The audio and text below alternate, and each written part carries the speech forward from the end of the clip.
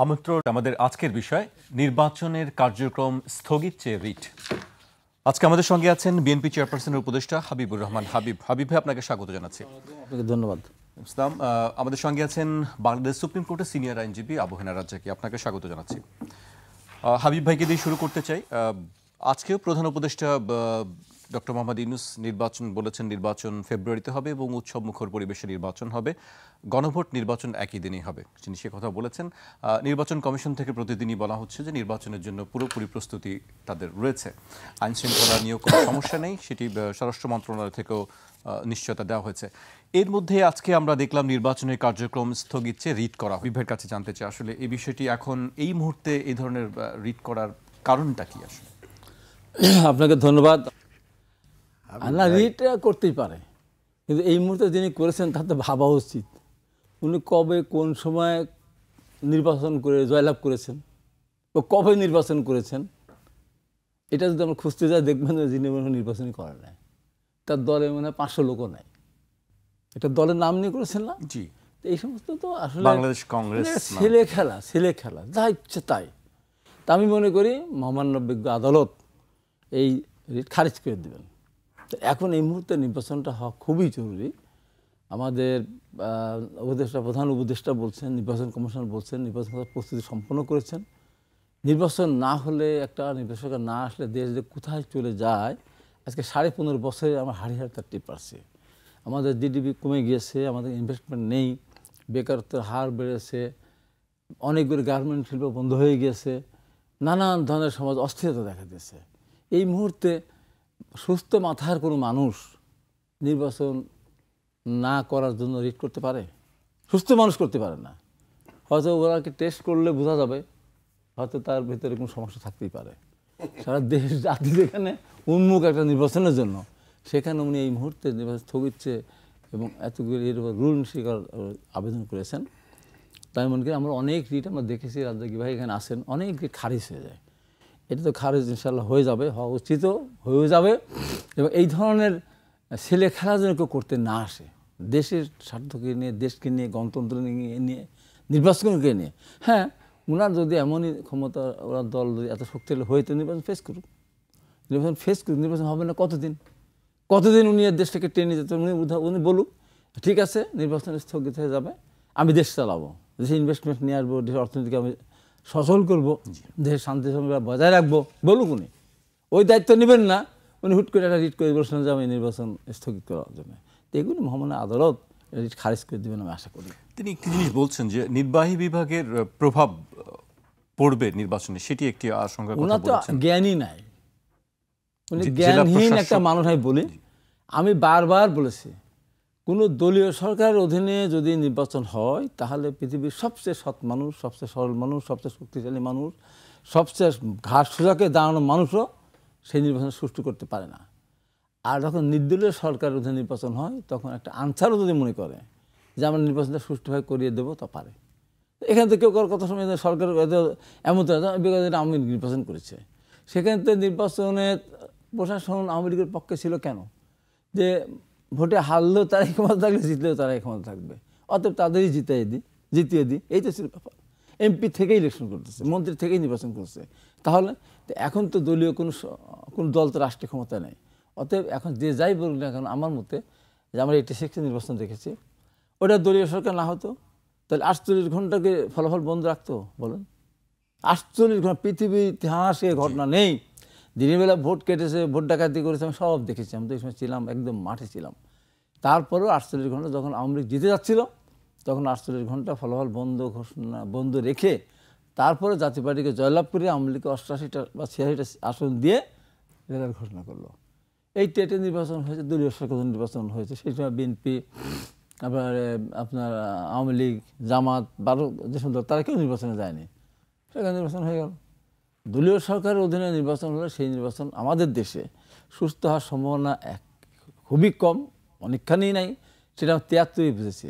73 সালে নির্বাচনটা যদি সুষ্ঠু হতো, তাহলে হয়তো মেজর দলিল জিতে আসতে পারতেন, আসলে আব্দুর রব জিতে আসতে পারতেন, রশিদ সাহেব জিতে আসতে পারতেন, আর ডক্টর আব্দুল রাজি উনি জিতে আসতে পারতেন, মশিউর রহমান জিতে, এরকম অনেক লোক জিতে আসতে পারতেন। তাদের সেদিনও তারা কয়টা না 10টা না 15টা জিততো না 20টাই বা জিততো। তো 300 আসনের ভিতরে 20টা জিততো এবং সেই সময় বিশেষ করে যারা জাসদের থেকে যারা নির্বাচন করেছিল তাদের মুক্তিযুদ্ধে গিয়েছিল সাধারণ পক্ষের শক্তি, সেই নির্বাচনটাকে সুষ্ঠু করতে দেয়নি। হেলিকপ্টারে করে আপনার এর ভোট নিয়ে এসে গণা ইঞ্জিনিয়ার এর ভোট নিয়ে এসে গণা হয়ে মিফতাককে জিতিয়ে দেওয়া হলো। তো দলীয় সরকার না হলে কি এটা হেলিকপ্টারকে নিয়ে আসতো? দলীয় সরকার না হলে 48 ঘন্টা ফলাফল ঘোষণা রেখে নির্বাচন করতো? দলীয় সরকার না হলে কি 2018 সালে নির্বাচনে রাত্রিবেলা ভোট হতো ভোট? শূন্য ভোট দিতে পারতো কেউ কাউকে? 1 ভোট দিতে পারতো? 100% ভোট কাজ করতে পারতো না। অতএব এখন যেহেতু কোনো দল রাষ্ট্রীয় ক্ষমতা নেই, অতএব নির্বাচন সুষ্ঠু হবে, সুন্দর হবে। হ্যাঁ, কিছুটা সমস্যা হতেই পারে, একবারে আমরা সব একবারে এখন বর্ষাকালে যদি মনে করি নদীর স্রোত থাকবে না, ঢেউ থাকবে না, উত্তাল থাকবে না, তাহলে তো হবে না। থাকবে, ঢেউ থাকবে, উত্তাল থাকবে, ওর ভিতরে নৌকা চালাতে হবে, ওর ভিতরে স্টিমার চালাতে হবে, ওর ভিতরে লঞ্চ চলে। আমাদেরও মনে করি যে এই মুহূর্তে নির্বাচন হতে হবে, যত সমস্যার সামনে আসুক না কেন, যদি প্রশাসন এবং সরকার সিদ্ধান্ত নেয়, ইনশাল্লাহ সেই নির্বাচন খুব বেশি বাধাগ্রস্ত করতে পারবে না। জি, হাবিব ভাই আপনার কাছে আবারও আসবে, এরপর আমি আবু হেনা রাজ্জাকের কাছে আসতে চাই। আপনি কি মনে করছেন আসলে রিট করার পেছনে কি কারণ থাকতে পারে? ধন্যবাদ, যদিও কারণগুলো তুমি বলেছেন। ধন্যবাদ আপনাকে এবং আমার অত্যন্ত বড় ভাই হাবিব ভাই, আমার সহ-আলোচক এবং ইটিভির দর্শক শ্রোতা। দেখেন, আদালত এমন একটা জায়গা আপনি যেতেই পারেন, কিন্তু আপনাকে দুটো বিষয় এখানে বিশেষ করে একটা জিনিস উপস্থাপন করতে হবে। আপনি অ্যাগ্রিভড কেন? আদালতে যেতে হলে এটা আদালতকে বলতে হয়, মানে আপনি ক্ষুব্ধ হলেন কেন, জি, এটার ব্যাখ্যা সে দিবে, 1 নম্বর। 2 নম্বর, এখানে একটা মোটিভ কাজ করতে পারে। কারণ যে দল, এই যে বাংলাদেশ কংগ্রেস, যদি আমি নর্মাল কোর্সে বলি, নির্বাচন করে পাশ করে ক্ষমতায় যাবে এমন কোনো দল সে না। কিন্তু আমি তাকে ছোট করছি না, সে একটা দল, কিন্তু কোনো সুযোগ নাই তার এই দল যে ক্ষমতায় যাবে বা কিছু। তাহলে সে এই নির্বাচনটা যে পিছাচ্ছে, যদি বলে আমি দেশের স্বার্থে একটা ভালো নির্বাচন চাই সে কারণে করতে পারে, বলতে পারে, সেটা আদালত দেখবে। কিন্তু যে নির্বাহী বিভাগের প্রভাব, এবং এখানে অনেকগুলা কথা আসছে, সে বলছে যে ইলেকট্রাল কমিশন চাইতেছে, তারপরে এখানে কিন্তু এই লেভেল প্লেইং ফিল্ডের কথা আসতেছে, প্রশাসন সঠিক আছে কি না। তো এখানে আমার কাছে মনে, আবার পাশাপাশি ইসি বলছে আমি নির্বাচনের জন্য প্রস্তুত, প্রধান উপদেষ্টা বলছেন একই দিনে 2টো নির্বাচন হবে বলছেন, কিন্তু তারা এই জিনিসটা, মানে রিটের যে বিষয়বস্তুগুলা সেগুলো কিন্তু এখানে আসে নাই, যে লেভেল প্লেইং ফিল্ড আছে, নির্বাচনের জন্য পরিবেশ উপযোগী, প্রশাসন নিরপেক্ষ আছে, এই কথাগুলো কিন্তু আসে নাই। আর রিটের ভিতরে কিন্তু ওই কথাগুলো গেছে, এবং সেখানে বড় দল আছে, বড় দল মানে বড় দল যায় নাই, কিন্তু এখানে লোকসান লাভ কার? এই রিটে নির্বাচনটা পিছিয়ে গেলে যারা ক্ষমতায় আসবে তাদের জন্য এটা স্বাভাবিকভাবে একটা লোকসানের চিন্তা হিসাব। কারণ আমি বারবার বলি, এখনও একই কথা বলছি, আমি নির্বাচন বিরোধী নই, কিন্তু আপনাকে বুঝতে হবে যে 16 বছর যে সরকারটা ক্ষমতায় ছিল, বাংলাদেশের ইতিহাসে এমন কোনো নির্বাচন অতীতে হয় নাই যেই নির্বাচনটা মাত্র 16 মাস আগে, যেই নির্বাচনটার মাত্র 16 মাস আগে 1400 লোক মারা গেছে, 30,000 40,000 লোক পঙ্গু হয়েছে, বাইতুল মোকাররমের খতিব পালায়ে গেছে, বাংলাদেশ ব্যাংকের গভর্নর পালায়ে গেছে, বিচারপতিরা পালায়ে গেছে, 57 জন অফিসার মারা গেছে এই 16 বছরের মধ্যে। প্লাস এখন থেকে 1 মাস আগে ডিআইজি পালাইছে, 1.5 মাস আগে আর্মির জেনারেল পালাইছে। বিষয়টা স্বাভাবিক নয়, পরিস্থিতিটা স্বাভাবিক নয়। মুখের রূপকথার গল্প আপনি যতই বলেন, পরিস্থিতি স্বাভাবিক নয়। বলা হয়েছিল বিডিআর হত্যার ব্যাপারে full stop, there is no ifs and buts বলা হয়েছিল, কিন্তু আলটিমেটলি কিন্তু একটা তদন্ত রিপোর্ট আবার হয়েছে, এবং সেই তদন্ত রিপোর্টের পরে কিন্তু জেনারেল শাকিলের ছেলে বলছে কাউকে ছাড় দেয়া হবে না। এখন সে পারবে কি পারবে না সেটা সেকেন্ডারি, কিন্তু তার ভিতরে কষ্ট আছে। একজন জেনারেল কেন গুলিতে মারা যাবে স্বাধীন দেশের মধ্যে? এগুলো আমার কাছে আমি জাস্টিফাইড করতে চাই না এইভাবে, যে কোনো রাইট নেই হত্যা হওয়ার। সুতরাং আপনাকে বুঝতে হবে, সেই বিডিআর রিপোর্ট আসলো, আবার শাকিল সাহেবের ছেলের এবং শাকিল সাহেবের ছেলে যখন এই কথাটা বলতেছে, আপনি পরিষ্কার নিশ্চিত থাকতে পারেন কোনো নির্বাচিত সরকার এইগুলো করতে পারবে না। নির্বাচিত কোনো সরকারের অধীনে শেখ হাসিনার মৃত্যুদণ্ড হবে, নির্বাচিত সরকারের অধীনে আর্মিদের গ্রেফতার হবে সার্ভিং অফিসার, নির্বাচিত সরকারের অধীনে এই আবার বিডিআর তদন্ত হবে। অ্যাবসার্ড। আমাদের অতীত রেকর্ড আছে। আমি বারবার এক কথা বলি, এই আবহাওয়ায় মানুষ, আপনি যতই গল্প করেন মানে বুঝান। এখন আমি মনে করি নির্বাচন হওয়া দরকার, গণতন্ত্র ফিরিয়ে আনা দরকার। তাহলে যে রিট পিটিশনটা করছে আদালতের কাছে অব্লিগেশন, রিটটা কিন্তু আদালতে চট করে রিজেক্ট করে দিবেন, সেটাও আমি জানি না পারবেন কি না। আর যদি শোনেন, শুনতে হবে। তাহলে এখানে বড় বড় স্টেক হোল্ডার যারা রাজনীতিতে আজকে, আমি মনে করি তাদের এটাকে কোঅপারেট করা উচিত, এবং সামনের সপ্তাহে হইলে এটা একদিনে সিদ্ধান্ত হইতে পারে। মানে কথার কথা বলছি 7 দিনেও, কারণ এটা আর্জেন্ট ম্যাটার। জি। কেন? যেই অভিযোগগুলো সে আনছে, আমি মনে করি যে দলটা নির্বাচনে গেলে বিজয় লাভ করবে তারও যাওয়া উচিত পার্টি হয়ে। কেন? সে গিয়ে বলবে এই অভিযোগগুলো সঠিক নয়। আমি কি বুঝাইতে পারছি আপনাকে? যে লেভেল প্লেইং ফিল্ড আছে, প্রমাণ করুক আদালতের কাছে। আবার লেভেল প্লেইং ফিল্ড দাবি করছেন যারা বলছেন যে লেভেল প্লেইং ফিল্ড নাই, তাদের এটা গিয়ে পক্ষ হওয়া উচিত। যদি আপনি ভালো গণতন্ত্র ফিরিয়ে আনতে চান, ভালো নির্বাচন চান, সব কিছুতে আপনি ভালো চান, কারণ আমি যে ইতিহাসগুলো বললাম তাতে ভালো কোনো পরিবেশ নাই। আবার যারা নির্বাচন করলে বিজয়ী হবেন বলে বলতেছেন, তারা কিন্তু জাতীয় সরকার গঠন করবেন এমন কথাও বলছেন। আপনি জাতীয় সরকার নির্বাচনের পরে কেন? জাতীয় সরকার হয় ক্রাইসিস টাইমে। 5ই আগস্টের পরে তো জাতীয় সরকার হয়নি। আফটার ইলেকশন কিসের জাতীয় সরকার? তো সব কিছু মিলে বুঝাই যায় পরিবেশটা টালমাটাল। সুতরাং আমার কাছে মনে হয় যে আপনি যদি আজকে, যেহেতু আদালতের কাছে এটা গেছে, সুতরাং আমার কাছে মানে একটা সুন্দর জায়গা আছে প্রমাণ করার যে লেভেল প্লেইং ফিল্ড আছে, প্রশাসনিক নাজুকতা নাই, নির্বাচন কমিশন প্রস্তুত, সব পক্ষের গিয়ে যাওয়া উচিত। কারণ দেশে কোনো নির্বাচিত সরকার নাই এবং দেশে কোনো পার্লামেন্ট নাই। পার্লামেন্ট হলে অনেক সিদ্ধান্ত পার্লামেন্ট নিয়ে নিতে পারে, যেহেতু তারা আইন প্রণয়ন করে। কিন্তু সেক্ষেত্রে আবার যদি বলছে নির্বাহী বিভাগের প্রভাব, অফকোর্স নির্বাহী বিভাগের প্রভাব থাকে বাংলাদেশে, কারণ আমাদের যে নির্বাচন কমিশন তাদের নিজস্ব লোকবল নাই। এই মাঠের যে প্রশাসন, ওইটি একটা সিঙ্গেল কমান্ডে ইলেকশন কমিশনের আন্ডারে আসে। আর বাংলাদেশে অতীত যত রেকর্ড হয়েছে, ইসির আন্ডারে কোনো কাজ হয় নাই। ক্ষমতাসীন যিনি থাকেন তার ইয়েতেই চলে। আমি বারবার গল্প করলে লাভ নাই। আপনি কাগজে কলমে এসে বলেন হ্যাঁ কাগজে কলমে তো নির্বাহী বিভাগ, এখন সমস্ত নির্বাহী ইসির আন্ডারে, এগুলি বললে কাজ হবে না ভাই। এই নির্বাহী বিভাগ কাকে কোঅপারেট করবে? এই নির্বাহী বিভাগ তাদেরকে কোঅপারেট করবে যারা ক্ষমতা আসলে পরে মনে করবে যে তাদের অতীত আলামত, অতীত আমলনামা টানবে না, বরং যেটুকু আমলনামা ধরা হয়েছে যাদের, সেগুলো থেকে ছাড় পেতে পারে।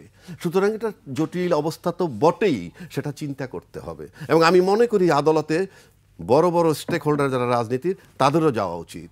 গিয়ে বলুক না, বীর দর্পে বলুক। হাবিব ভাই যেমন বললেন সব কিছু ঠিক আছে, সুন্দর নির্বাচন, এটা আদালত কি বলে দিক, ইয়েস এই এবং আদালত কনফার্ম ইয়েস সুন্দর নির্বাচন হবে, নো ডাউট অ্যাবাউট ইট, এটা সামারিলি রিজেক্টেড।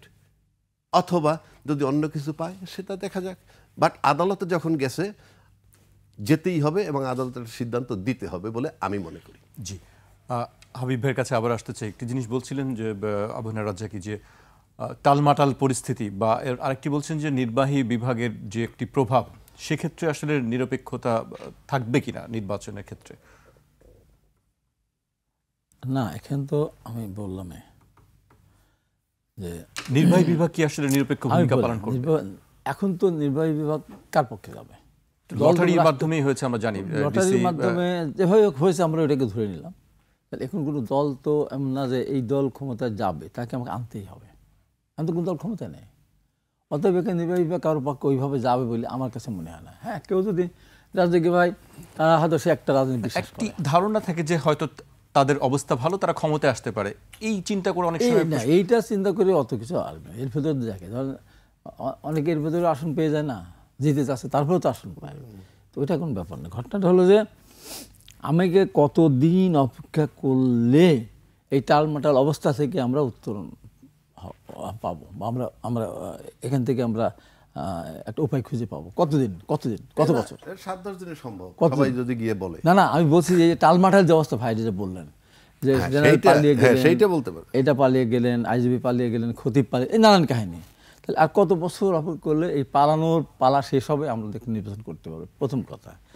দ্বিতীয় কথা, ওনার মনে আছে, আমার ছোটো ভাই তো, তারপর মনে আছে 86-এ 88-এ যারা নির্বাচন করেছিল, ওই যে 48 ঘন্টা বন্ধ রেখেছিল, এই প্রশাসনই কিন্তু 91 সালে নির্বাচন করেছে, 96 সালে করেছে, 2001 সাল করেছে, 2008 সালেও করেছে, এই প্রশাসনই কিন্তু। 2008 সালে একটা সেনা সমর্থিত সরকারের একটা চক্রান্ত ছিল, আওয়ামী লীগের জিতে আনতে হবে, একটা কমিটমেন্ট ছিল তাদের নিজেদের সুরক্ষার জন্য, বাঁচার জন্য, কিন্তু এরাই তো নির্বাচনটা করলো। আবার এই প্রশাসনে 2014 সালে ভোট করতে একতরফা ভোট করে নিয়ে গেল আওয়ামী লীগ, একটা বিনা প্রতিদ্বন্দ্বিতা নিয়ে গেল। তারপর 3%, 5% ভোট কাস্ট হলো, সেটাকে 40-41% বললো কয়েকদিন পর। এই প্রশাসনই তো আবার 2018 সালে রাত্রিবেলা ভোট করে নিয়ে গেল। আওয়ামী লীগ এমপি ছিল, মন্ত্রী ছিল, দল ক্ষমতায় ছিল, ওই দলই ক্ষমতায় 24 সালে কাউকে নির্বাচন করতে দিল না। তো এইটা তো দলীয় সরকার। আবার এখন যে নির্বাচনটা হবে, এই যারা করতে দেয়নি এদের বাদ দিয়ে দেন, যারা এই সমস্ত নির্বাচনগুলির সময় বড় বড় দায়িত্ব পালন তাদের বাদ দিয়ে দেন, আরও তো আছে অফিসার। আপনি কি মনে করছেন যে বর্তমান প্রশাসন নিরপেক্ষভাবে কাজ করছে বা কাজ করবে? উপায়টা কি? কতদিন অপেক্ষা করবেন দেশের নিরপেক্ষ প্রশাসন আসবে? কত বছর পর? একটা ডিসি হতে মিনিমাম 20 বছর লাগে, একটা এসপি হতে পারে তারপর মিনিমাম 15 বছর লাগে। না, আপনাদের মুখে অনেকবার শুনেছি যে অন্য কি দলের যারা আছে, অন্য একটা দলের এখানে শুনেন ঘটনা ঘটছে কি, এখন প্রশাসনের ভেতরে যেদিকে তাকানো যায় ওইদিকে জামাত, যেদিকে তাকানো যায় ওইদিকে ছাত্র শিবিরের প্রোডাক্ট, দেখতেছে না?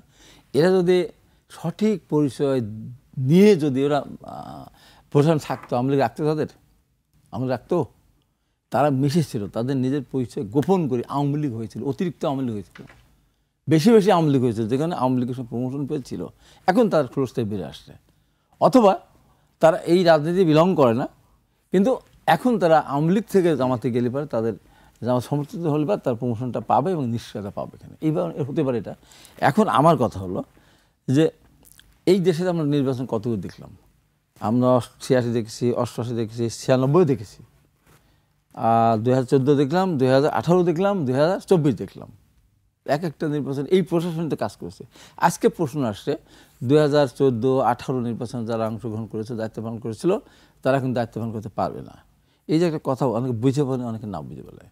2014 সালে যারা ডিসি ছিল, এখন তারা ডিসি নাই, প্রমোশন পেয়ে গেছে। 2014 সালে এসপি ছিল, তারা এসপি নেই, তারা প্রমোশন পেয়ে গেছে, রিটায়ারমেন্টে চলে গেছে। এই সমস্ত কথাবার্তা বললেও এখানে, হ্যাঁ 2014 সালে বা 8 সালে তারা, 8 সাল করে বাদ, 2014 সালে যারা ইউনো ছিল, তারা হয়তো এখন একটা পর্যায়ে তারা আছে। এইটা না, আমার কথা হলো যে দলীয় সরকার ক্ষমতা না থাকলে ওনারা অত বেশি অ্যাগ্রেসিভ হবে না, এখন দায়িত্বই ছিল। আমি আপনাকে একেবারে নিজেকে পরিষ্কার করে বলতে চাই, 2018 সালে যে নির্বাচন হয়েছিল, সেই নির্বাচনে সরকারের পক্ষ থেকে প্রত্যেকটা এসপির কাছে টাকা পাঠানো হয়েছিল ভোট কাটার জন্য, প্রত্যেকটা উপজেলায় টাকা পাঠানো হয়েছিল ভোট কাটার জন্য, এবং তারা তাদের প্রার্থীদেরকে অনেক কয়েক কোটি করে টাকা দিয়েছিল প্রশাসনকে কেনার জন্য। আমি 3 বছর করেছি, আমি দেখেছি। তো এখন কিন্তু এই টাকাটা সরকার কিন্তু কোনো দলের কাছে পাঠাবে না, মানে কারোর কাছে পাঠাবে না তুমি অমুক দলের পক্ষে ভোট কাটার জন্য। আপনি দেখেন 2018 নির্বাচনের পরে ওরা ভুরিভোজ করলো, মনে আছে? প্রত্যেকটা থানায় তারা খাওয়া দাওয়ার ব্যবস্থা করলো, যে ভোট আপনারা ঠিকমতো কেটে দিয়েছেন, আমাদেরকে বিজয়ী করেছেন, এই জন্য আপনাদের খাওয়া। এখন কিন্তু ওই জিনিসটা হবে না। এখন নিয়ে আমাদের আশঙ্কা কী? আরেকটা আমার ভাই যেটা বললেন, উকিল মানুষ, অনেক বেশি অভিজ্ঞতা ওনার আছে, পেঁয়াজও ওনার ভিতরে বেশি আছে, এটা ঠিক। কথা হলো যে ভাইকে আমি বলবো, নির্বাচিত সরকার তো বিচার করতে পারে, হয়তো সঠিকভাবে নির্বাচিত না। আওয়ামী লীগ নির্বাচিত তো, গণতান্ত্রিক তো, অগণতান্ত্রিক গণতান্ত্রিক সরকার, নির্বাচিত অনির্বাচিত সরকার, জনগণ তারা নির্বাচিত না, তাদের আমাদের বিচার করা নাই। তারপরে আমাদের এনএসএর অধ্যক্ষ, তারপরে বিভিন্ন জেনারেলদেরকে জেল দেয় নাই, দিয়েছে তো, ওরা তো অনির্বাচিত সরকারই তো ছিল, হয়তো অনিয়মিত বা মানে সেখানে দুর্নীতি করে হয়েছে। অতএব বিএনপির সময় ধর এই যে এদের বিচার করলো, যারা এই যে কী বলে সেই সময় শাহেখ আব্দুর রহমানটা আমাদের বিচার করলো, বাংলাদেশ বিচার করলো না, অত অল্প সময়ের ভিতরে। প্রথম থেকে ভুল বুঝাবুঝি ছিল, তারপর বিএনপি বুঝতো না এরা দেশের আসলে ক্ষতি করতেছে, অতি দ্রুত সময়ের মধ্যে, অল্প সময়ের মধ্যে তাদের বিচার করলো, তার রায় ঘোষণা হয়ে গেল, হয়তো বাস্তবায়ন করতে পারে নাই।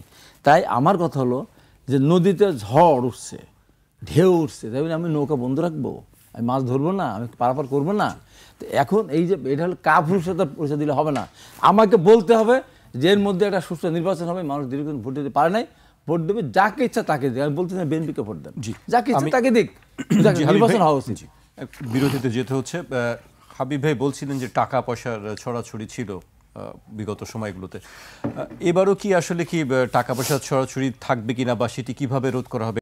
সম্প্রতি বদিউল আলম মজুমদার বলেছেন যে নির্বাচনটা ব্যবসায় পরিণত হয়েছে, টাকা দিয়ে কেনা যায় এমন একটা গণতন্ত্র আমরা প্রতিষ্ঠা করে ফেলেছি, কালো টাকার এই প্রভাবকে দূরীভূত করতে হবে। কিভাবে সম্ভব আসলে? ধন্যবাদ আপনাকে। উনি যে কথাটা বলছেন এটা নাথিং নিউ। টাকা পয়সার খেলা তো হয়ই বাংলাদেশে।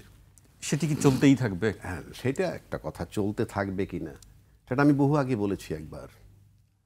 আপনি যদি রাজনীতিটাকে ইনভেস্টমেন্ট মনে করেন, বাংলাদেশে কি এরকম পাগল আছে নাকি যে আমি এমপি হওয়ার জন্য, আমার কাছে কিন্তু ডকুমেন্ট নাই, কিন্তু আমরা শুনে অভ্যস্ত তো যে 5 কোটি 10 কোটি 20 কোটি দিয়ে নমিনেশন কেনে, কিংবা ইলেকশনের মাঠে 10 কোটি 20 কোটি 25 কোটি খরচ করে। এগুলো তো আমাদের কাছে মানে কানের কাছে বাঁচতে বাঁচতে শুনতে শুনতে আসছি, তো মিথ্যা তো না। আচ্ছা, এখন আমি যদি কল্পনা করি যে এটা সত্য, কথাটা বুঝলেন, আমি যদি কল্পনা করি এটা সত্য, তাহলে আপনি বলেন তো 10 কোটি টাকা নমিনেশন কিনবো, 20 কোটি টাকা নির্বাচনে ব্যয় করবো, কারণটা কি? Am I a mad? আমি কি পাগল? ওইটা রিটার্ন যদি না আসে? নির্বাচন কি টাকার ব্যবসা? না না না, আমি তো তার কথার থেকে বলছি, আমি তো ম্যাড না, আমি তো পাগল না যে আমি 10 কোটি টাকা নমিনেশন কিনবো আর 20 কোটি টাকা নির্বাচনে করবো, 30 কোটি টাকা ব্যয় করব, ব্যয় করে আমি সকাল থেকে সন্ধ্যা পর্যন্ত পার্লামেন্টে গিয়ে অধিবেশন করবো আর আইন পাশ করব। No no, it's a business. আমি বারবার বলি 53 বছর যাবৎ নির্বাচিত এমপিরা, যাদের ভিতরে 80% তো জানেই না যে তাদের করণীয় কি। নির্বাচিত এমপিদের কাজ, আবারও বলছি, রাষ্ট্রপতি নির্বাচন, তাদের প্রধানমন্ত্রী নির্বাচন, স্পিকার নির্বাচন, আইন প্রণয়ন করা, বাজেট প্রণয়ন করা, সাব কমিটি বানানো, ওভারঅল সব কিছু সুপারভাইজিং করা, এই হলো পলিসি মেকিং করা। তারা করে কি? ডেভেলপমেন্ট ওয়ার্ক, ব্রিজ করবে, ইঞ্জিনিয়ারের সাথে কথা করে, ইঞ্জিনিয়ারের ধমকায়, বিল পাস করা, কাজ না করে বিল পাস করা, খালি জায়গা ভরাট করা, না কইরাও টাকা নেয়া, এগুলো তারা কইরা আসতেছে। আমি বলছি তো পার্লামেন্টের মেম্বারের যা কাজ সংবিধান মোতাবেক, সেটা যদি করে, শুধু ওর ভিতরে থাকে, আপনি এমপি নমিনেশন দেওয়ার লোক পাবেন না। আপনি লিখে রাখেন, 1, মূর্খ লোক পার্লামেন্টে যাবে না। আপনাকে আইন প্রণয়ন করতে হবে। আপনি সংবিধান, আপনি কোর্টে ওখানে আইন প্রণয়ন করবেন, আপনার কোনো রাইটই তো নাই, মূর্খ লোকের যাওয়ার কোনো রাইটই তো নাই, সংবিধানে লেখা থাকুক কি না থাকুক।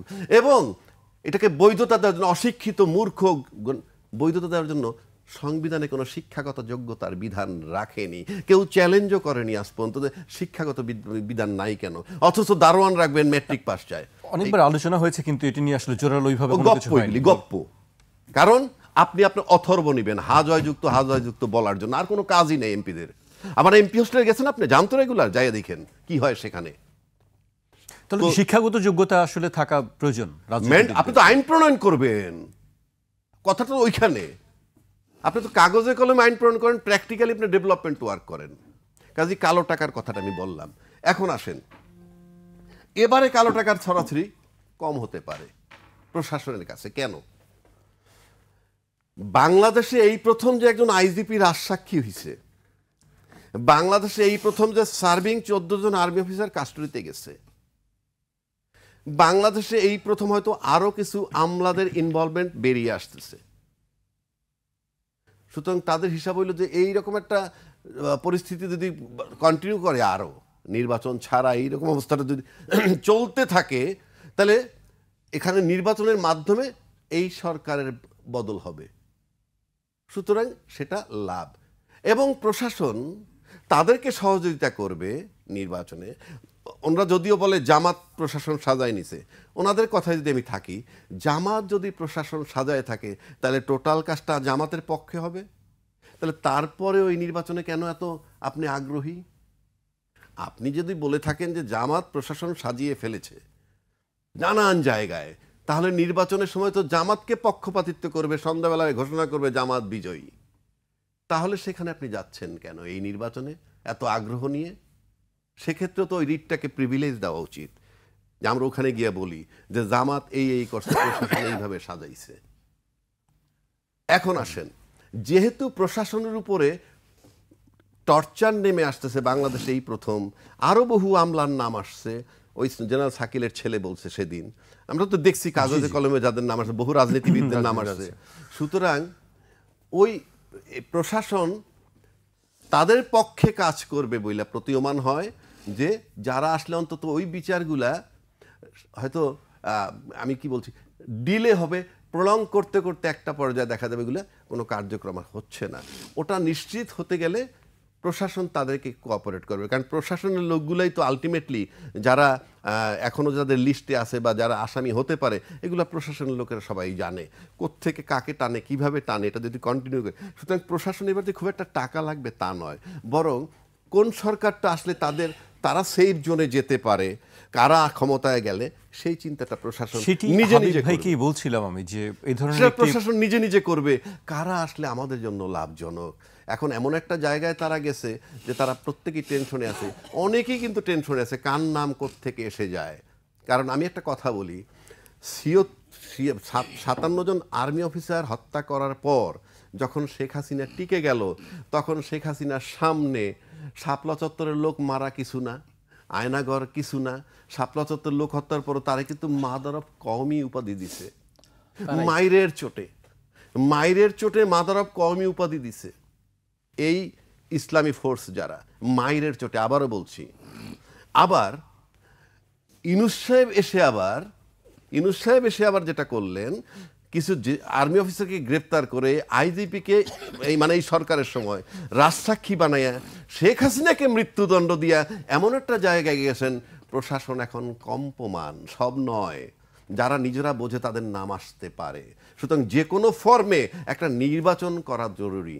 আমি আবারও বলছি, আমি নির্বাচন চাই, কিন্তু আমি যে সিনারিওটা আপনাকে দিলাম, কোনো সন্দেহ নাই কোনো ভালো নির্বাচন হওয়ার সুযোগ নাই। সে কারণে যারা কনফার্ম করতেছেন ভালো নির্বাচনের সুযোগ আছে, লেভেল প্লেইং ফিল্ড আছে, তাদের উচিত ক্লিন হ্যান্ডে ওই রিটের ভিতরে গিয়া বক্তব্য দিয়া আদালতে কনফার্ম করা, ইয়েস যে এটা সম্ভব, সুতরাং আপনি এই রিট খারিজ করে দেন। জি, আপনার কাছে আমি আবারও আসবো। এই পর্যায়ে আমি হাবিব ভাইয়ের কাছে আসতে চাই।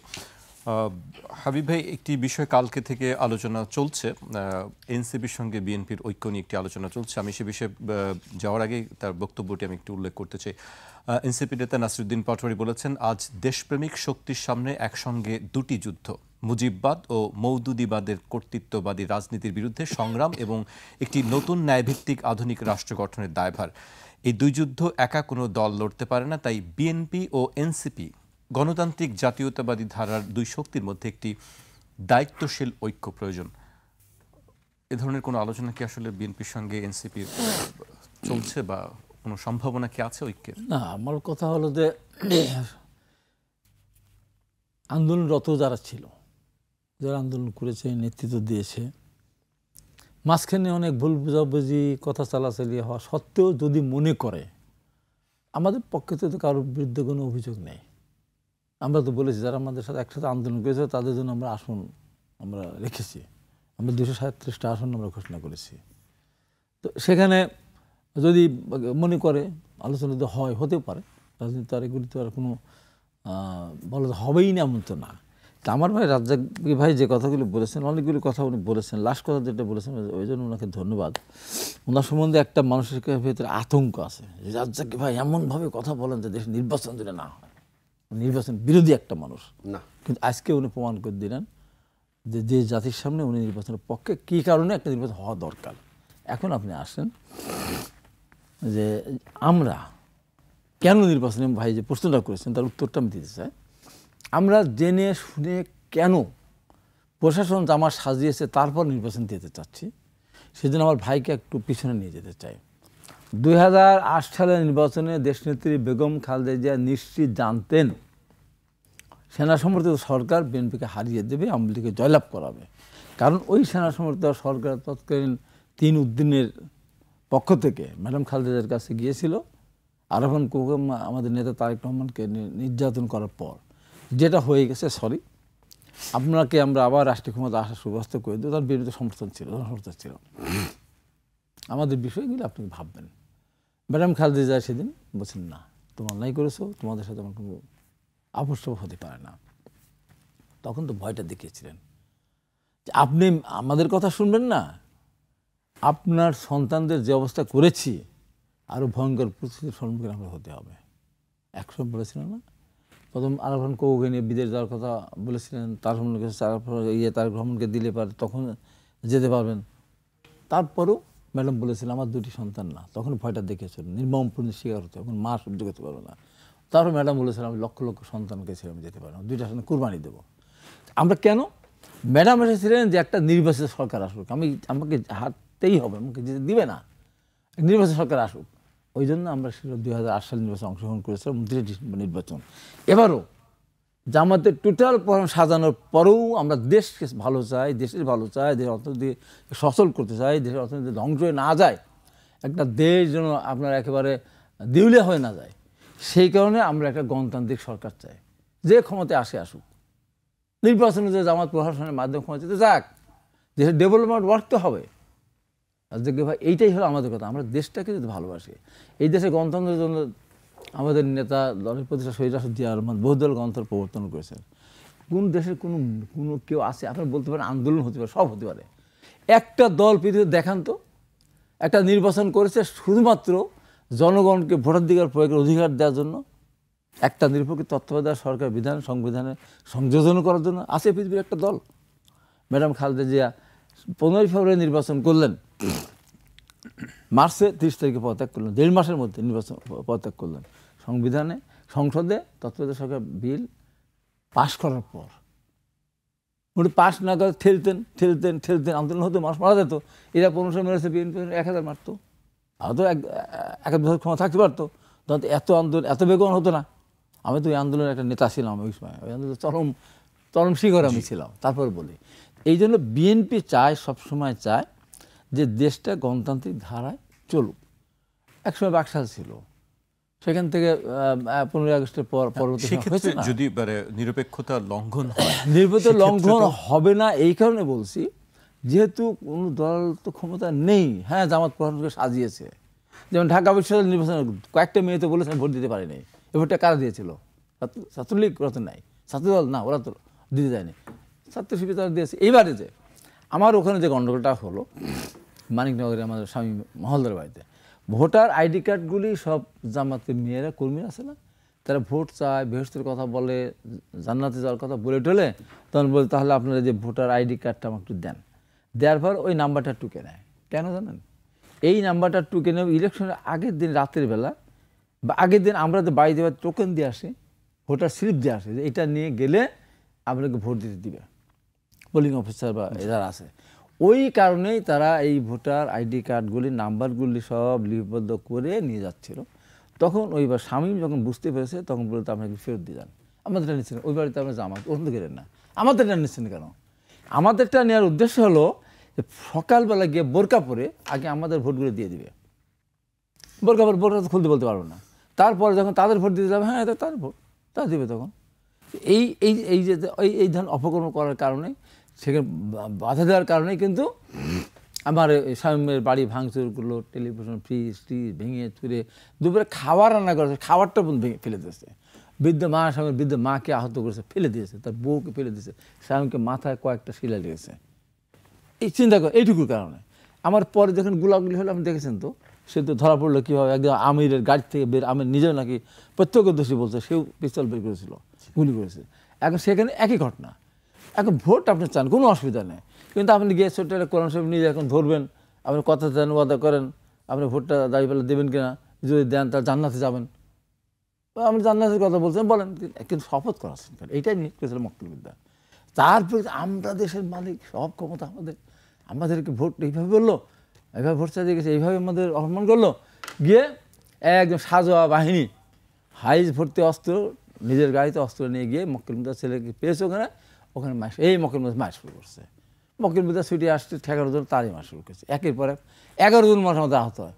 তখন ওই এলাকার ছেলে মেয়ে সবাই ওখানে ঘেরাও দিচ্ছে তাদেরকে। ডাকাত দলকে যেমন ঘেরাও দেয় না, তারপর গুলি করতে কেউ বের হয়ে যায়, কেউ মারা যায়, ঠিক তেমনভাবে ঘেরাওকে যখন নিয়েছে, তখন তারা গুলি করা শুরু করেছে।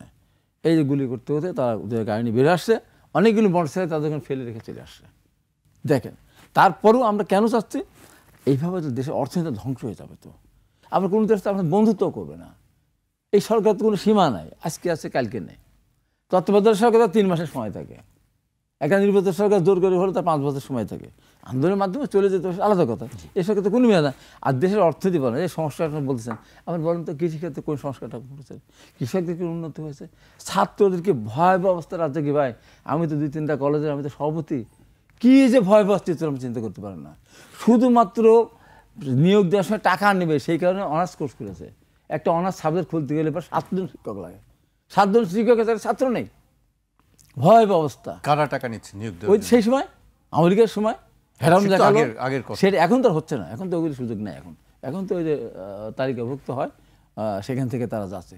এই যে ভয়াবহ চিত্রটা ওই জায়গায় আছে, সেই ভয়াবহ এর থেকে আমাদের বের আসতে পারলে আমাদের সময় লাগবে। তাই বলে আমরা অপেক্ষা করবো? সবশেষে আমার যে কথাটা আমি বলতে চাই সেটা হলো, ব্রিজ কালভার্ট করার জন্য রাজ্জাক ভাই যে কথাটা বললেন, যে সেই কথাটা হ্যাঁ ওনার সাথে আমি একমত। আমার কাছে ব্রিজ কালভার্ট করার জন্য আমরা এমপি হতে চাই, একটা সংখ্যা আছে। আমাকে যদি বলেন, আমার তো কিছুই নেই, বাড়ি নাই, ঘর নাই, গাড়ি আমি নাই, বিচার কিছুই করি নেই। না, আমাকে যদি বলেন, এই সমস্ত লোক আমাকে যদি বলেন, পার্লামেন্টে যায় সব এরকম লোক বাইসে নেয়, আমরা দেখলে বুঝি আমাকে যদি বলেন 100% সৎ লোক। আমাকে যদি আমার নেতা তারেক রহমান বলেন যে আপনি হাবিব ভাই সম্পর্কে আমরা সব আপনি অনেকদিন কষ্ট করেছেন ভাই, আপনি নির্বাচনটা করার দরকার না, 50 কোটি টাকা নেন, আপনি বহু কষ্ট করেছেন জীবনে, সুখে সমস্যা না, আমি মাফ চাই, আমাকে নির্বাচনটা ফেস করতে দেন। আমি নির্বাচন করে আমি 91 সালে ডিক্লেয়ার করেছি, আমি নির্বাচিত হলে, আমি এমপি হলে, আমি যাই হই না কেন, আমার একটি এই এমপি সুযোগ সুবিধা, এমপি মন্ত্রী যেটাই হই না কেন, আমার একটি টাকা আমার পরিবার ভোগ করবে না। আমি তো টক শো করি, আপনি আমাকে টাকা দিবেন, আমার সমস্ত টাকা আমি 3 দিনের টাকা দিয়ে আমি জালসা করতে, তাহলে 15,000, 16,000, 18,000, কালকে 10,000 টাকা কামাই করছি, আজকে 6,000 টাকা কামাই করবো, আরেকদিন কালকে 15,000 হতো, 5,000 টাকা মিস হয়েছে, এই টাকা আমি দিয়ে দিই। আমার কথা হলো ভাই, আমার গাড়ি নাই, বাড়ি নাই, কিছু নাই, গাড়িতে চলে, আমার কথা হলো সব না। আপনার কথার সাথে আমি 100%-এর কাছাকাছি একমত। আছে তো অনেকে এমপি হবে, ব্যবসা বড় করবে, এই জায়গায় আমরা চাই দেশটাকে সামনে এগিয়ে নিতে চাই, এই দেশটা তো আমাদের দিন শেষে। আমি শেষ করব আবু হেনা রাজ্জাকীকে দিয়ে। আরেকটি শঙ্কা কথা বারবার চলে আসে যে স্বরাষ্ট্র উপদেষ্টা বলেছেন যে কোনো নিরাপত্তা নিয়ে কোনো ঝুঁকি নেই বা শঙ্কার কোনো বিষয় নেই কোনো নাগরিকের ক্ষেত্রে, কিন্তু আমরা একই সঙ্গে গোয়েন্দা প্রতিবেদন আমরা দেখেছি বিভিন্ন, সেখানে একটি শঙ্কার কথা আছে, বিশেষ করে বাংলাদেশের সীমান্ত এলাকায় যে আসনগুলো আছে সেইখানেও একটি সংখ্যার কথা বলা হয়েছে। আপনি আসলে এই টোটাল নিরাপত্তা পরিস্থিতিটাকে আসলে কিভাবে দেখছেন? স্বরাষ্ট্রমন্ত্রীর কাছে কাগজগুলা দেয় কারা? যে কোনো শঙ্কা নাই, কাগজগুলা কারা দেয়? গোয়েন্দা বিভাগের লোক। তারা কি কাগজে লিখে দিবে শঙ্কা আছে? শঙ্কা থাকলে তো বলবে শঙ্কাটা দূর করো, শঙ্কা নাই। ওনার কাছে আর কি আছে? ওনার কাছে আসে কি? আমি বারবার বলি রে ভাই, এই সমস্ত গপ্প মেরে কাজ হবে না। আমি এই সয়েলের মানুষ, হাবিব ভাই এই সয়েলের মানুষ। হাবিব ভাই নির্বাচন করতে চায়, আমিও নির্বাচন চাই। হাবিব ভাই এডমিট করছে যে 2008-এর নির্বাচনে তারা নিশ্চিত করে জানে যে তারা হারবে, আওয়ামী লীগ জিতবে, তারপরেও গেছে বলছেন বিএনপিকে হারাবে, আওয়ামী লীগকে জিতাবে, জেনে শুনে গেছেন, অর্থাৎ আগাম রেজাল্ট যাই না, কিন্তু কিছু সিট পাবে এটা যাই না গেছে, তা নাহলে হয়তো যাইতই না। আর যদি ওই পদ্ধতিতে গণতন্ত্রে আপনি বিশ্বাসই করেন, 2014-তে গেলেন না কেন, 2018-তে গেলেন না কেন, 2024-এ গেলেন না কেন? সমস্যাটা কোথায়? সমস্ত প্রশাসন আওয়ামী লীগের সাজানো, তখন গেলেন না কেন? আর এখন জামাতের নামে সাজানো, এখন যাচ্ছেন কেন? হ্যাঁ, সিম্পল কোশ্চেন। বিকজ দুইটা দল হলো চিরপ্রতিদ্বন্দ্বী। আমরা আবার শুনতে চাই না যে প্রতারণা করা হয়েছে আমাদের সঙ্গে। না, আমি তা বলছি না। আমি বলছি যে আমাদের তো রিট থেকে কথাটা আসছে, আমরা একটা জায়গা পাইছি এখন এই ফোরামে। আমার কাছে মনে হয় আমরা ওইখানে গিয়ে এই কথাগুলো এস্টাবলিশ করে দিই যে ইয়েস, বাংলাদেশে লেভেল প্লেয়িং ফিল্ড আছে, বাংলাদেশে প্রশাসন নাজুকতা নাই, বাংলাদেশে সব কিছু ওকে। এটা বলুক না, দুই পক্ষ গিয়ে বলুক, যারা মানে নির্বাচন করলে যে মানে যারা একজন জিতবে আর একজন বিরোধী দলের, অন্তত এই দুইটা দল ওখানে গিয়ে বলুক না, জনগণের স্বার্থে, দেশের স্বার্থে, রাষ্ট্রের স্বার্থে। আমি ব্যক্তিগত এখন আসেন শঙ্কা, এই শঙ্কার ভিতরে অনেক কথা আসছে যে নির্বাচনী শঙ্কা, তারেক রহমান সাহেব ফেরত আসবেন, আসতে চান, এটার শঙ্কা। এই যে আজকে পর্যন্ত তারেক জিয়া সাহেব, দেখেন তারেক জিয়া রহমান সাহেব কিন্তু শুধু তারেক জিয়া নন, উনি একটা বড় দলকে রিপ্রেজেন্ট করেন এবং উনি উনি বাংলাদেশে একমাত্র ব্যক্তি যার বাবা ছিলেন রাষ্ট্রপতি, যার মাও ছিলেন রাষ্ট্রপতি। রাষ্ট্রপতি বলতে আমি প্রধানমন্ত্রী, সরকার প্রধানকে মিন করছি, সর্বোচ্চ ক্ষমতা তাদেরই। এর মতো ফ্যামিলির একটা সন্তান তিনি, এবং এই খালেদা জিয়া একজন মুক্তিযোদ্ধার ভিকটিম। কেন মুক্তিযুদ্ধের ভিকটিম? জিয়াউর রহমান সাহেব যখন জেট ফোর্স হিসাবে মাঠে যুদ্ধ করেন, উনি আসতে পারেননি। তখন কিন্তু এই সন্তানগুলো নিয়ে তার লাইফস্টাইলের তুলনায় আতঙ্কের মধ্যে সে মানবতার জীবন যাপন করে। এর মানে না খেয়ে মরেছেন তা নয়, আমি তার স্ট্যাটাস অনুযায়ী। এবং সে একজন মুক্তিযুদ্ধ চলাকালীন সময়ের ভিকটিম। সেই তারেক জিয়া দুইটা কথা বলছেন খুব ইম্পর্টেন্ট। আমি যে ফেরত আসবো সেই আশাটা আমার একার সিদ্ধান্ত নয়। আর একটা কথা বলছেন, এটা যে আমার একার সিদ্ধান্ত নয় সেটা ওপেন করার জন্য আমি অবারিত নই। তার মানে সে খুইলে বলতেও পারতেছে না। ঠিক তখন দল থেকে যে স্ট্যান্ডটা আসা উচিত, তার আগে সরকার একটা স্ট্যান্ড নিছে। সরকার কি বলছে? আমাদের তরফ থেকে কোনো অসুবিধা নাই, তাকে সমস্ত সহযোগিতা দেওয়া হবে এবং তার আইনি সহায়তা দেওয়া হবে, প্রশাসন সিকিউরিটি দেওয়া হবে, ইভেন ট্রাভেল পাস চাওয়া মাত্র আমরা তাকে দেওয়ার ব্যবস্থা করব। অর্থাৎ সরকার তার স্ট্যান্ডটা ক্লিয়ার করে ফেলছেন যে তাদের তরফ থেকে কোনো বাধা নাই, এবং বলছে আসিফ নজরুল সাহেব আইনি বাধা নাই। 2 জুনে যখন দেখা হলো তারেক জিয়ার সাথে লন্ডনে আমাদের ইউনূস সাহেবের, তখনও কিন্তু কিছু উত্থাপন হয় নাই। তাহলে আমরা তখন জানতে পারতাম যে এই সরকারের কোনো নেগলিজেন্সি আছে কিনা, নাই। তারপরে আমরা পাশাপাশি দেখলাম ওনাদের দলের লোকের দায়িত্বশীল লোক বলছেন যে তারেক জিয়া ফেরত আসা না আসাটা তার একক এবং তার পারিবারিক বিষয়, এরকম বক্তব্য আসছে কিনা? হাবিব ভাই গতকালকে আসছে বক্তব্যটা। যে বলতেছে আমার একক সিদ্ধান্ত নয়, তখন যদি সেই দলের কর্ণধারে তার মা মুমূর্ষু অবস্থায়, পয়েন্ট অফ নো রিটার্ন, আল্লাহ পাক ফেরত আনুক আমরা চাই, কিন্তু আসলেও সে স্ট্যাবল উনি না। সেখানে কর্ণধার সে আসবে, সে তার প্রবলেমটা, শঙ্কার কথা যখন বলছে, এই শঙ্কা নিয়ে কিন্তু আমার মনে হয় দলের দায়িত্বশীল ব্যক্তিদের সরকারের সাথে বসা উচিত ছিল, আরও যারা স্টেক হোল্ডার তাদের বসা উচিত ছিল, তাকে ফিরিয়ে আনা দরকার। ঠিক তখন বক্তব্যটা আসতেছে যে তার ফিরে আসাটা তার একক কিংবা পারিবারিক বিষয়। পাশাপাশি আমাদের উপদেষ্টা, বোধহয় উপদেষ্টা কি জানেন, ফরেন উপদেষ্টা, উনি বোধহয় বক্তব্য রেখেছেন যে নির্বাচনে মানে তারেক জিয়া রহমান সাহেব ফেরত আসা না আসার সাথে নির্বাচনের কোনো প্রভাব পড়বে না। মানে দুটো বিষয় আমার কাছে গ্রহণযোগ্য না এই মুহূর্তে। কারণ বিশেষ করে তার দলীয় সিদ্ধান্তটা খুব জরুরি ছিল যে তার শঙ্কাটা কোথায়, শঙ্কাটা দূর করা যায় কিভাবে, তা আনাটা নিশ্চিত করা যায় কিভাবে। কারণ দলটা তো, আমরা যত কথাই বলি, দুইটা দলই তো মানে পারিবারিক পেরিফেরির মধ্যে আছে। সেক্ষেত্রে আজকে পর্যন্ত তার একটা রোল আছে, সেটা আমরা দেখি না। এখন বলতে পারে তৃতীয় ব্যক্তি আমি রাজ্জাকি বললে কি আসে যায় না আসে যায় আমাদের দলের, তাহলে আমার কোনো কথা নাই। কিন্তু আমি মনে করি দলের চেয়ারম্যান যখন একটা শঙ্কার কথা বলছে এবং একক সিদ্ধান্তে আসতে পারতেছে না, একক সিদ্ধান্ত আর অবারিত নয় বলার, প্রকাশ করার বিষয়টা, এটা তারা গুরুত্ব, মানে তার কাছে মনে হয় যে মাইনাস তারেক জিয়া নির্বাচন হইলেও কিছু আসে যায় বলে আমার কাছে মনে হয় না। এটা আমার কাছে বলা হয়েছে, বিএনপির পক্ষ থেকে দেখুন বলা হচ্ছে যে কোনো প্রভাব ফেলবে না আসলে। হাবিব ভাই 1 মিনিট বলতে চেয়েছিলেন, আমি বলতে চেয়েছিলাম সংক্ষেপে। আমি প্রথমে রাজ্যকে বলি যে আমরা কেন 2014 সালে গেলাম না, 18 সালে আমরা গেলাম, 24 সালে তো আমরা যেতে দেয়নি, একটা নির্বাচনে আমরা যাইনি, সেটা কবে? 14 সাল। কেন?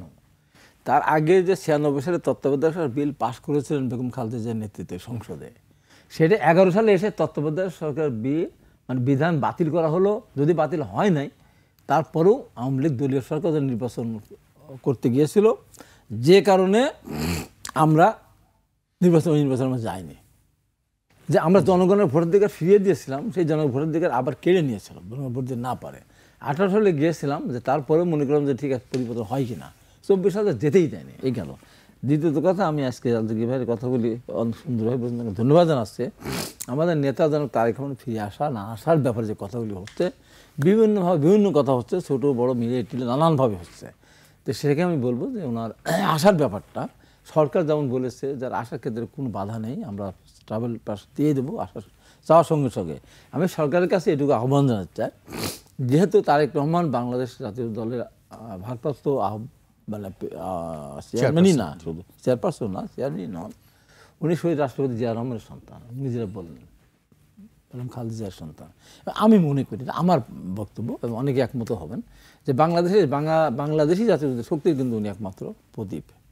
তো আশঙ্কা উনি যেটা করেছেন, ওনার জায়গা থেকে উনি বলেছেন যে আমার একার উপর নির্ভর করে না, নিশ্চয়ই কোনো না কোনো একটা ঘটনা থাকতে পারে।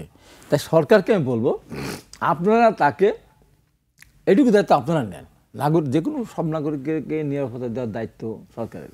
তারপর ওনাকে বিশেষভাবে এইটাকেই শুরু করা হোক যে না, আমরা তার মানে সার্বিক নিরাপত্তার দায়িত্ব আমরা গ্রহণ করলাম। তাহলে ওনার শেষ মুহূর্তে আমি জনগণের কাছে, দেশবাসীর কাছে আহ্বান জানাবো, বাংলাদেশের সব মানুষের কাছে যিনি অত্যন্ত শ্রদ্ধার পাত্রী, আজকে দেখছেন সারা বাংলাদেশের মানুষ দলমত নির্বিশেষে বেগম খালেদার দোয়া করছেন, মানুষ কুরবানি দিচ্ছেন। আমি কালকে একটা বলেছিলাম এক জায়গায় যে বাবর মোনাজাত নামাজ দাঁড়িয়ে বলেছিলেন, মোনাজাত, হে আল্লাহ আমার জীবনটা নিয়ে আমার সন্তান হুমায়ুনকে সুস্থ করে দেন। আল্লাহ পাক দোয়া কবুল করেছেন। আজকে বাংলাদেশে অনেক মানুষ, আমিও বলছি, আমি নির্বাচনে প্রার্থী, আমার প্রার্থী হওয়া দরকার নেই, আমার হাতটুকু নিয়ে বেগম খালেদা সুস্থ আল্লাহ বাঁচিয়ে রাখুন, এটা নির্বাচন করুক, দেশ সেবার সুযোগ পান, এটা আমার প্রত্যাশা। দেশবাসীর কাছে আমি এই আবেদনে জানাচ্ছি, আমাদের সবার দোয়ার বরকতে মানে আল্লাহ পাক যেন তাকে সুস্থ করে দেন, আমাদের বাড়ি ফিরে। সবাই সেই দোয়াই কামনা করি আমরা। আজকে আমাকে এখানেই শেষ করতে হচ্ছে। আপনাদের দুজনকে অনেক